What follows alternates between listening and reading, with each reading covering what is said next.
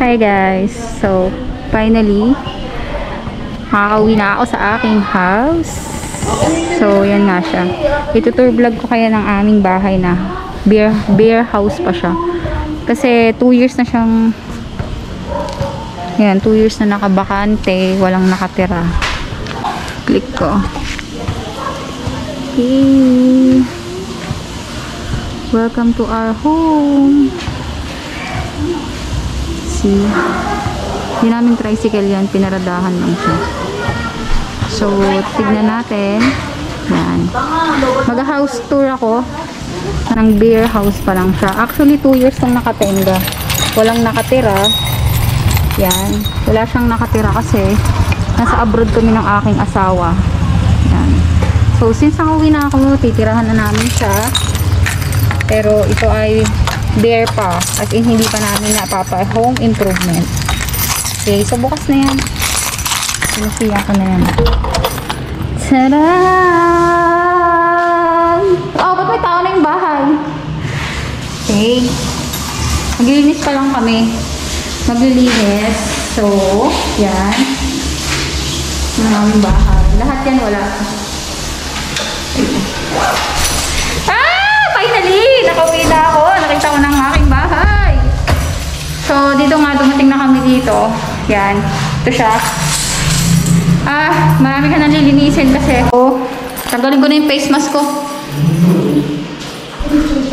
Oh, ito yung susi. Lilinis kami. Yan. Pagpasok mo, ang una mong makikita, syempre, yung sala. Yan. Ito yung mga gamit naming dala. So, ayan yung bahay. Hindi siya fully furnished siya, pero hindi siya yung naka-design na lahat-lahat. So, ayan, inaagil na. Inaagil na. Pero nung una kasi to sa picture lang namin nakita.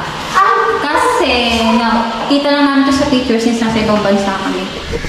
So, pag bumili naman kayo ng bahay dito, ano na siya, yung pintura na. Nakapintura na siya ng puti. Kumpleto na yung puti niya. Yan. Yung buong bahay na yan. Kumpleto na yan.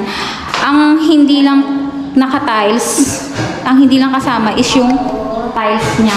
So, makikita niyo yan is, ano lang yan, simento. Kayo ang magpapatiles. Ang fully furnished lang sa kanya is yung yung pader niya is puti na nakapintura na. Pero yung floor, hindi. Yun lang naman ang hindi kasama dun. Kasi dalawang klase siya. Pwede kang bumili ng fully furnished na naka-tiles. Tapos meron siyang gamit, kumpleto na, naka-ano na. Yun nga lang kasi pag ganun ang binili mo, hindi mo na siya may susunod sa gusto mo. Kung ano yun, yun na yun. So, ito na.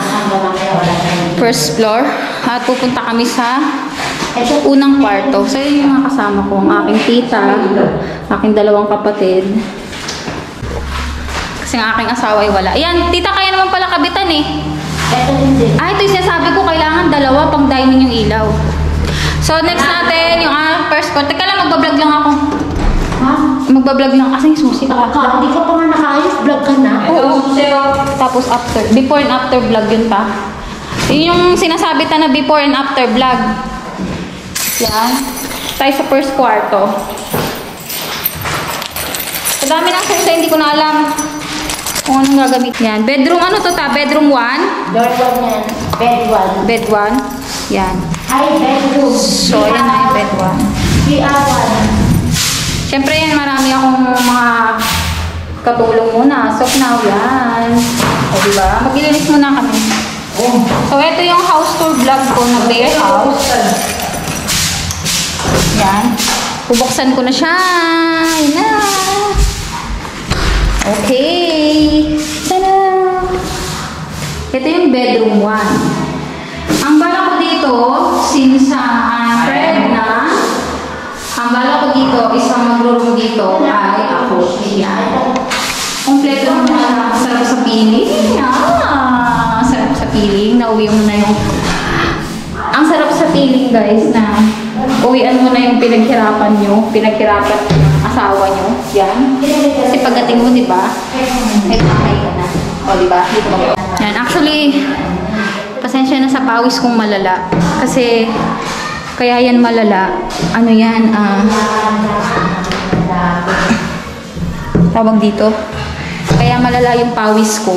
Kasi, alam nyo na, wala kaming car. Kaya lakad-lakad lang. So, ayan yung bedroom niya. Ayan yung bedroom. Mas maganda mag-bedroom dito kasi marami siyang bintana. Diba? Yan. So, kompleto na lahat yan. Kompleto ng mga outlet. Ayan, ano ba tawag na yung mga cable. Tapos mga switch. Yan. Okay. So, yan yung bedroom 1. Yun.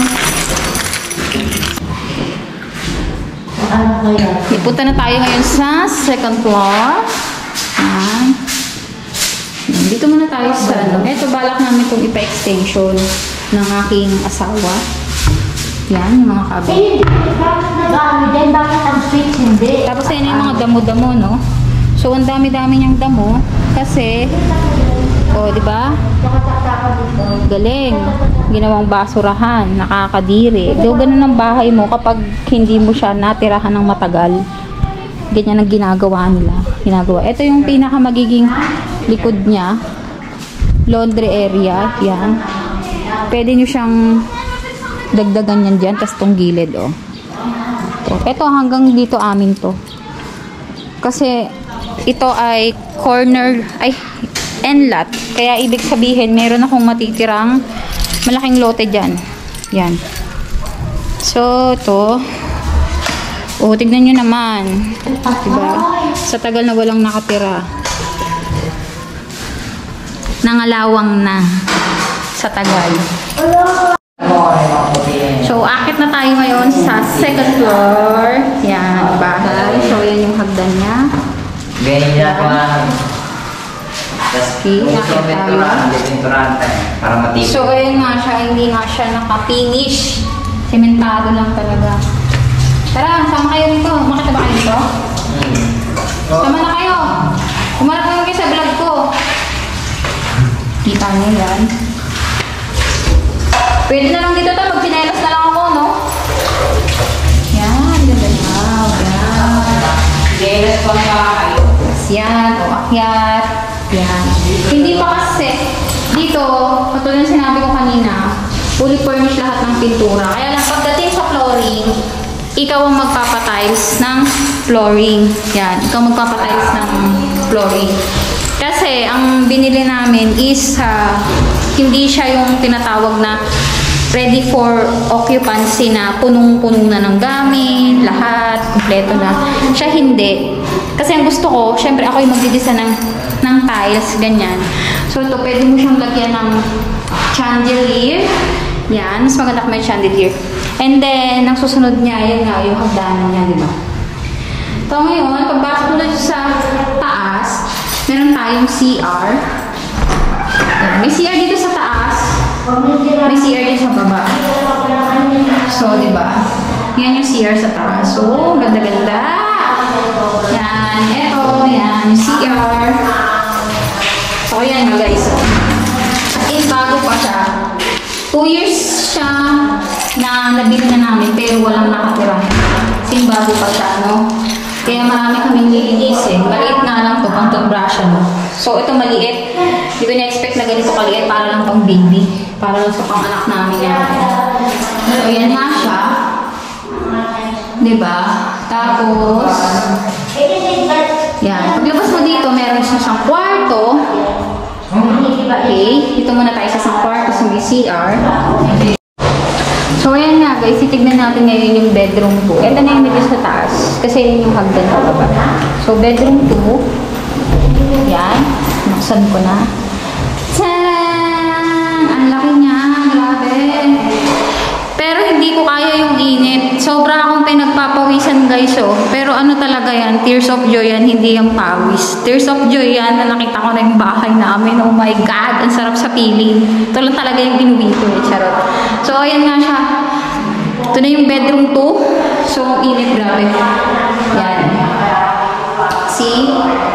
Kita nyo yan. So, meron din siya ngayon mga bintana. Tapos dito, mas malaki to. Pero, kawawa lang talaga yung As in, ang dami namin siyang lilinisin. Although, bago siya, talagang marami ka sa kanyang aayusin. Diba? Ang ganda na ito. Mas bed ko to, kwarto ka. Actually, ito talaga ay hindi ko pa alam kung kanino ko ibibigay na kwarto. Since hindi pa ito ang master bedroom eh. Hindi ito ang master bedroom. Ito lang yung bedroom 2. Yung bedroom 1 kanina nasa baba. Yung pinakita ko sa inyo kanina, tabi ng garahe. Ito yung bedroom 2. So, ito talaga yung pinaka-master bedroom, itong isa. So, ayan lang yan, guys. Guys, itong vlog na to, isa na to, vlog siya na bare house tour ng aming bahay. So, wala pa kasing gamit. 2 years siyang na-stock, walang tao, ganyan. Ngayon, titirahan na namin siya. Kaya, nililinis namin. Tapos, ngayon ko pa lang talaga nakita. Totoo lang. Nabili lang tayo na hindi natin nakikita sa picture lang. Siyempre, di ba? Para may pambayad kasi nasa malayo ko pa na. So, ito naman yung pinaka-main. Ito yung sinasabi nila na main bedroom kasi siya yung merong anong tawag dito, terrace. So, pasukin natin ang mundo ng laro. Hindi, pasukin natin yung aming main bedroom. Actually, ito yung magiging bedroom namin ng asawa ko. Pero, as of now, baka tumabi muna ako sa mga bata kasi wala pa naman siya. So, ayan. Yan, pasukin natin. Wow, ang laki din. Pwede pa kami dito gumawa ng ano. Ganda. Okay. Oh, tignan natin. Diba? Oh my God! Tignan mo ang ano niya, pintuan niya. Para siyang purple favorite ko. So, hindi ko maintindihan kung pamihinayangan ko ba doon na 2 years tong walang nakatira. Kasi, syempre, nung nakita to ng bago talaga, yung akin lang tita ang tumitingin, ganyan. Talagang wala kang. Ayan o, yung tears of joy ko. Yung luha ko, luha ng pawis. So, yan nga siya, marami siya. Tingnan mo, nagkaganyan na siya. Kasi nga, walang nakatira. So, ngayon, hindi ka na mag-iisa, aming kwarto, kasi titirahan ka na namin. So, next natin is yung aking terrace. Hindi ko alam kung paano buksan. Yan, napakahirap buksan. See? Tada! Yun, pala yun. Ito na ang terrace. Ang ganda niya.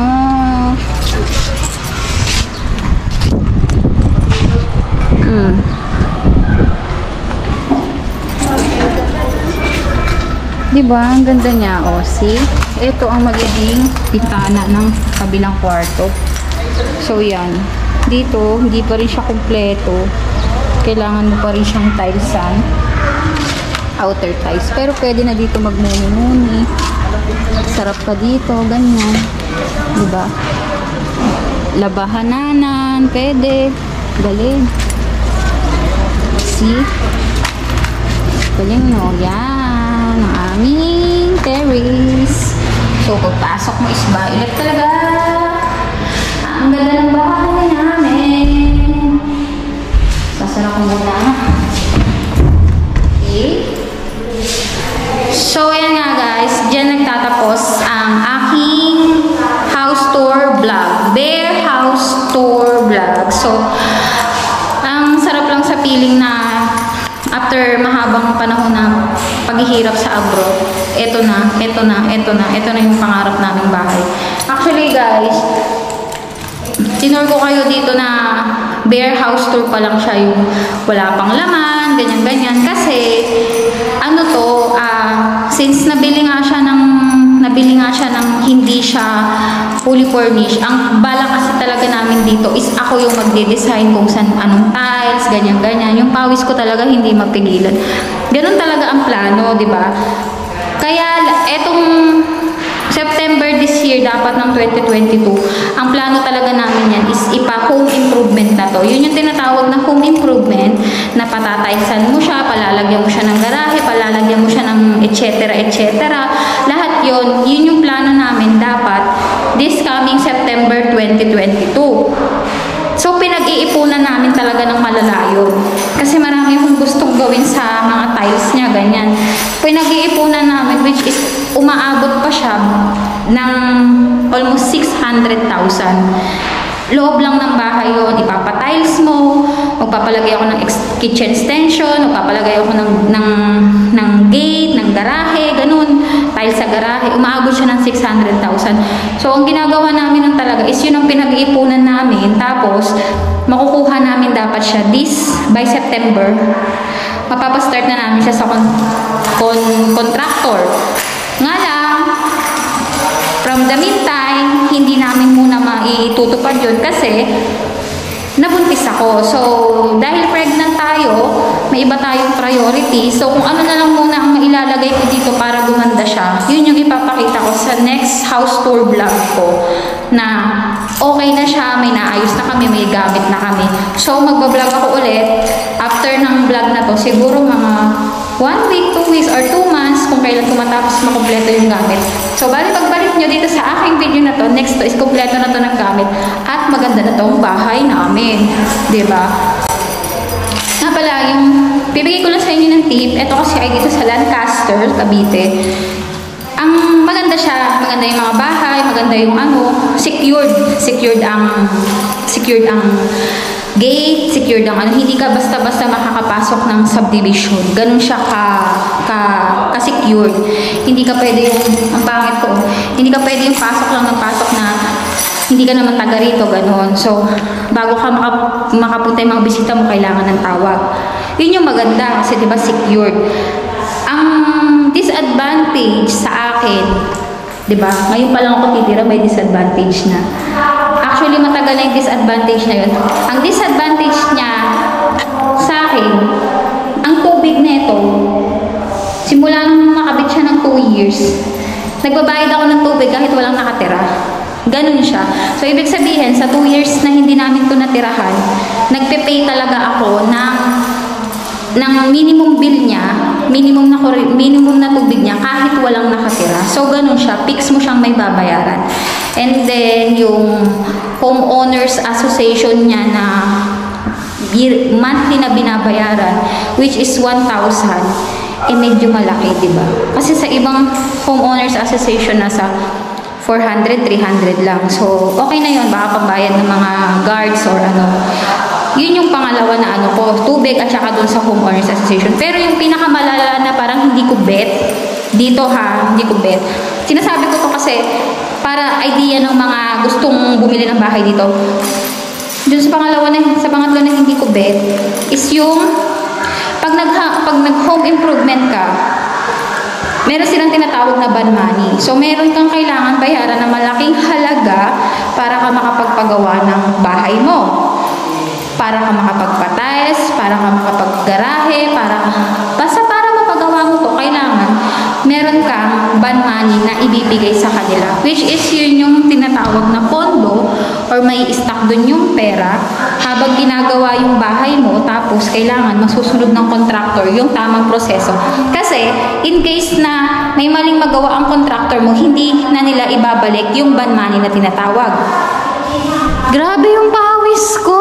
Tears of joy sa aming bahay, oh. Grabe.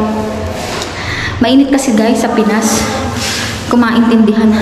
Tapos, yung pinakalas niya pa is yung pag nagpagawa ka na, meron siyang tinatawag na layout pattern. So, yung layout pattern, yung tinatawag na lahat ng gate, iisa ang pwede. So, kunyari, gusto ng asawa ko nun is close na gate, yung hindi kita ang loob. Ang required lang dito sa Lancaster is yung open na gate siya, na guhit-guhit lang siya na para siyang rehas. Tapos may ganun, or may pa-victory na ganyan. Basta may mga design siya, pero hindi siya pwedeng close. So, sa madaling salita, kahit may gusto kang design, hindi mo masusunod yung gusto mo. Kasi meron silang sinusunod na design. So, since nakausap ko na dati yung contractor na kinukuha ko para i-home improvement to, ang pinakita niya sa akin design is almost mga 10 designs. Oo, mga 10 designs ang pinakita niya sa akin. Kumbaga, mamimili na lang ako doon kung ano ang gusto ko. Pero 10 designs lang. Parang yun lang yun. Hindi ka pwedeng mag-customize ng sarili mong design. Yun yun. Tapos, yun dito sa loob ng bahay, wala na silang pakialam. Basta ang importante, yung gate niya. So, yun nga guys, sobrang sarap ng feeling na after ng mahabang panahon na paghihirap namin ng asawa ko, eto na yung aming bahay, di ba? Hindi man siya totally na home improvement kasi meron kaming kailangan i-priority. Kaya next vlog ko guys, ipapakita ko to na nagawa ko na lahat yung mga gusto kong ilagay. Hindi ko man siya mapa-home improvement. At least yung mga gamit na bala kong bilhin. Kasi ngayon, ang priority ko, hindi yung pagpapatiles, hindi yung pagpapagate, hindi yung pagpapaganda ng lahat-lahat na to. Kasi kung tutuusin, maganda na siya, matitirahan na siya. Kumbaga yung pagpapa-extension ng kitchen, mga laundry area, ano mo na yun eh, parang goal mo lang na mapalaki yung bahay. Kasi gusto ko rin ipa-extend yung terrace, gusto ko rin yung palakihan. Yun sana yung plan ko. Pero since wala pa at may iba kami priority, sa next vlog ko to, ipapakita ko siya ng home improvement pero DIY, customized by me. Yan ang gagawin ko na lang dito sa bahay namin. Hanggang sa kung ano yung maaabot kong kayang ayusin, pagandahin, hanggat kaya kong gagawin ko, di ba? So, thank you guys for watching this vlog. Hope na ma-inspire yung iba. Hope na makatulong to kung gusto nyo bumili nilang bahay. Ganyan. Ito na yung fruit of labor namin ng mahabang pagtitiis sa abroad. Yung fruit of labor ng, actually matagal na to 2 years na siya. Pero ito na yung bunga ng pag sumasahod kami dati noon, hindi kami bumibili ng gamit na para sa amin kasi may kailangan kami bilhin. Save lang kami ng save hanggang sa pilush namin makabili ng bahay. So, ayan na yan, di ba? Kaya, Daddy, shout out sa'yo dyan sa Taiwan. Umuwi ka na kasi nandito na yung ating bahay. Para gagawa pa tayo ng bunso ulit. Love you. Bye-bye.